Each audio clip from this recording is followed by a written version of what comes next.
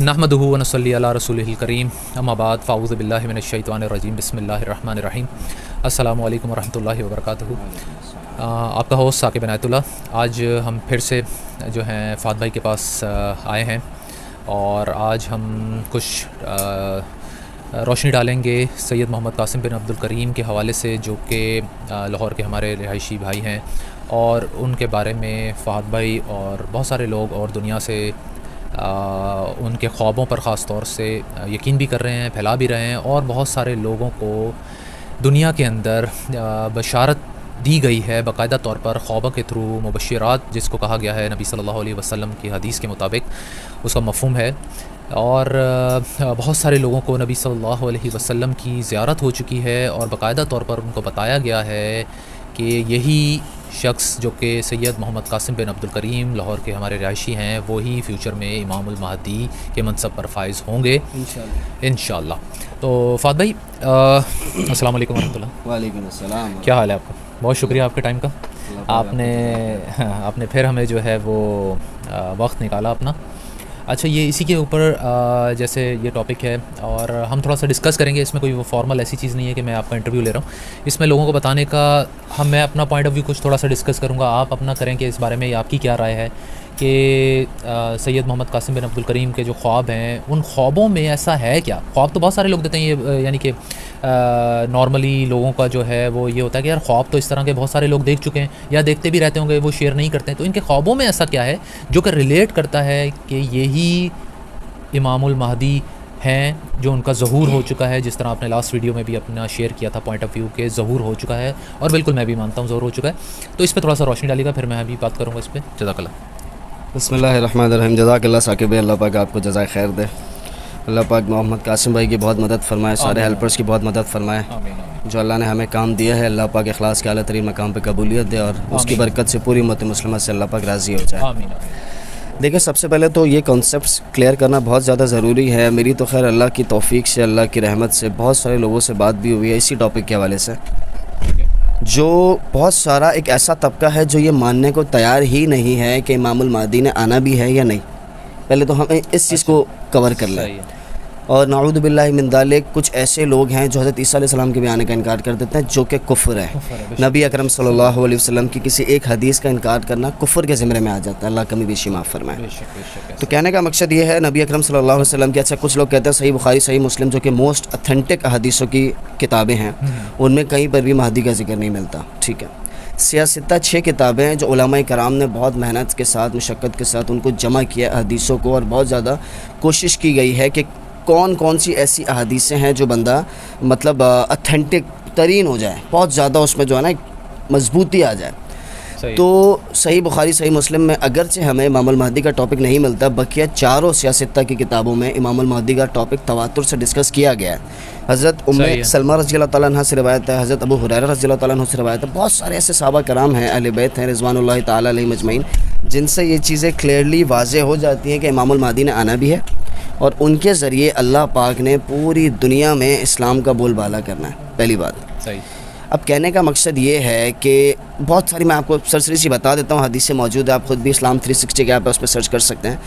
नबी अकरम सल्लल्लाहु अलैहि वसल्लम ने फरमाया, यहाँ तक कि फरमाया कि अगर इस दुनिया के ख़त्म होने में एक दिन भी बाकी रह गया ना, तो भी अल्लाह पाक मेरे अहले बैत में से एक शख्स को खड़ा करेगा जिसका नाम मेरे नाम पर होगा, और अल्लाह पाक उसके ज़रिए पूरी उम्मत मुस्लिमा, पूरी दुनिया में बल्कि इस्लाम नाफिज करके दिखाएगा। ये अल्लाह ने काम लेना इमामुल महदी से। हमें सही हदीस की रोशनी में ये चीज़ें क्लियरली मिल जाती हैं। और हाँ, इसमें मैं थोड़ा सा ऐड भी कर दूँ आप ही की बात से कि जो नबी सल्लल्लाहु अलैहि वसल्लम की आल औलाद ने कभी भी महदी से पहले पूरी दुनिया पे हुकूमत नहीं की है और उनकी खिलाफत कायम नहीं हुई। तो ये भी उसकी हमारे तवातुर से मिलता है रिवायतों में भी कि जो इमामुल महदी होंगे वो क्योंकि आले रसूल सल्लल्लाहु अलैहि वसल्लम हैं उसमें से हैं, और उनकी जो हुकूमत अल्लाह ताला ने कायम करनी है उसको वो पूरी दुनिया के ऊपर नाफिज होगी। और एक और मैं थोड़ा सा इसमें ऐड करता जाऊँ, मेरा गालिबन मैंने शायद कहीं पढ़ा है, इसकी वो ऑथेंटिसिटी का मुझे कंफर्म नहीं है, लेकिन मैंने इसको कहीं से पढ़ा है, वो मैं रिवायत सिर्फ आपके सामने कोट कर देता हूँ, अल्लाह आलम, बाकी चीज़ें अल्लाह ही सब जानते हैं। लेकिन उसमें यह है कि क्योंकि कहा जाता है कि हज़रत इमाम हसन रज़ी अल्लाह ताला अन्हो ने अपनी खिलाफत खुद हज़रत अमीर मुआविया को दी थी, रज़ी अल्लाह ताला अन्हु को दी थी। तो उसी की निस्बत से अल्लाह ताला ने उन्हीं की औलाद में से इमामुल महदी को पैदा करके उसी इनाम के तौर पर वो उनकी हुकूमत पूरी दुनिया पे कायम करें। ये भी एक कुछ रिवायतों में इसकी मिलती है, शायद मैंने कहीं पढ़ा है, बट इसका कोई वो ऑथेंटिसिटी का मुझे मेरा जहाँ तक गुमान है, अल्लाह कमी भी शिमा फरमाए, मुझे ऐसा लगता है ये उलमा ने जो तशरीह की है शायद ये उसमें से अखज़ किया गया, वल्लाहु आलम। अच्छा, अब आपके सवाल पर आ जाते हैं। आपने पूछा कि इमाम इनके ख्वाबों में ऐसा क्या है जो आम आदमी को भी सच्चे ख्वाब आ सकते हैं, जो कि हक बात है, इसमें कोई दो राय नहीं है। देखिए, इनके ख्वाबों में एक तो इस्लाम का जो बोलबाला होना है पूरी दुनिया में, ग़ज़वा हिंद की क़यादत इमाम महदी ने करनी है, मोहम्मद कासिम बिन अब्दुल करीम ने करनी है, और मुख्तलिफ। अब मुझे एक साहब ने बोला कि भाई ऐसे तो मैं ही बोल दूँ मुझे 500 ख्वाब आएँ, 600 ख्वाब आएँ, आप कैसे यकीन करोगे? देखो, दलील ये नहीं है, दलील ये है कि दुनिया भर से लोगों को इनके बारे में ख्वाब आ रहा है। ये बहुत सॉलिड दलील है कि दुनिया भर से लोगों को इनके बारे में ख्वाब आ रहा है कि भाई इस ये बंदा जो है सैयद मोहम्मद कासिम बिन अब्दुल करीम इमामुल महदी हैं। सही है। ये बहुत सॉलिड दलील है। अलग अलग रंग के लोग, अलग अलग कास्ट, अलग अलग ज़बान, अलग अलग काम वाले, अलग अलग दुनिया भर से, कोई किसी को नहीं जानता था। ये सब कैसे हो रहा है साकिब भाई? बिल्कुल सही। कोई कह रहा है एक जमात होगी, तो जमात तो बनना शुरू हो गई है अल्लाह के फजल से। मैं आपको नहीं जानता था, आप मुझे नहीं जानते थे, हम कासिम भाई को नहीं जानते थे, कासिम भाई हमें नहीं जानते थे। टू बी वेरी ऑनेस्ट, ये बात क्लियर है और ये हो जानी चाहिए क्लियर। बहुत सारे लोग वो अल्लाह पाक हिदायत दे, खैर नेगेटिव कमेंट्स आते हैं, अल्लाह सबके लिए आसानियाँ करे। अब जहाँ तक बात रह गई है कि इनके ख्वाबों में ऐसा क्या है जो कि ये क्लैरिफिकेशन देते हैं कि महदी है। देखिए, बहुत सारी चीज़ें ऐसी हैं, मैंने भी सुनी है, जहाँ पे महदी का वर्ड आ जाता है ना कासिम भाई के ख्वाब में, शायद वो एडिट करवा देते हैं, जो मैंने सुना है, वल्लाहु आलम, क्योंकि वो नहीं चाहते कि महदी के नाम से मैं आगे आऊँ, जो कि और बहुत बड़ी दलील हो जाती है कि कासिम भाई ख़ुद दावा नहीं कर रहे हैं। ठीक हो गया। अब इनका एक ख्वाब था कि नबी अकरम सल्लल्लाहु अलैहि वसल्लम ने फरमाया, मोहम्मद कासिम मेरे बेटे, क़यामत, अल्लाह कमी भी शिमा फरमाए, अपनी वर्डिंग में बता रहा हूँ, क़यामत की 4 बड़ी निशानियाँ, सही है, जिसमें से पहली निशानी आपका ज़हूर है मेरे बेटे।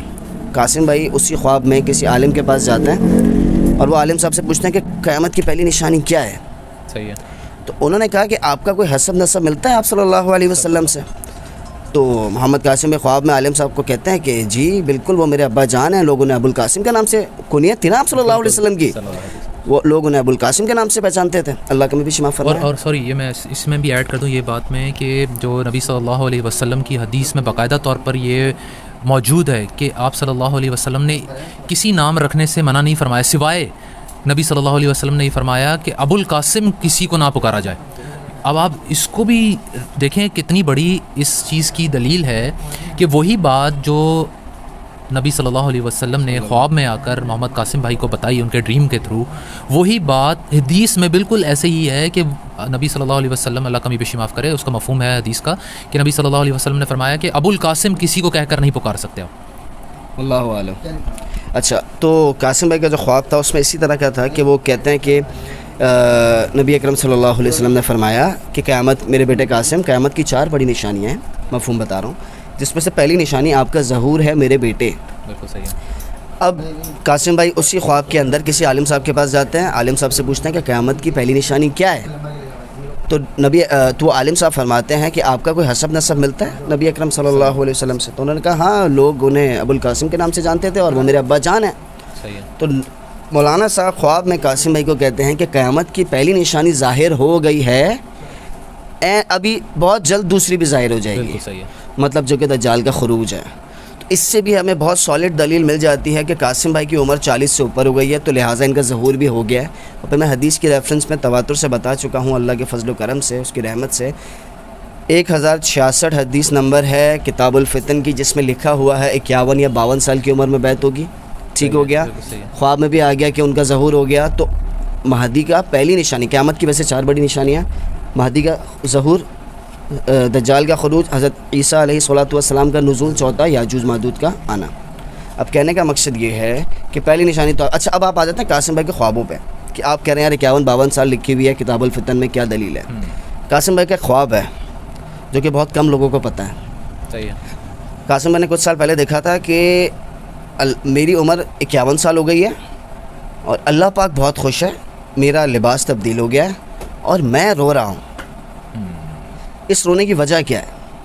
महदी जो है ना, कभी भी अपने उस ओहदे को तस्लीम नहीं करेगा। लोग उन्हें ज़बरदस्ती निकालेंगे। बहुत सारे लोगों के कमेंट्स आ रहे हैं कि इमाम महदी को टिकटॉक पे आने की ज़रूरत नहीं है। मतलब कोई फजूल बात, कोई अक्ल को। यार देखो, सोशल मीडिया जो है ना आज के ज़माने में, लोग तो शुरू से फितना फितना फितना कहते हैं। यार देखो, इसका इस्तेमाल के ऊपर है। आप इसमें कुरान की तिलावत सुनो, आप इसमें अच्छे बयानात सुनो उलमाए कराम के, किसने मना किया?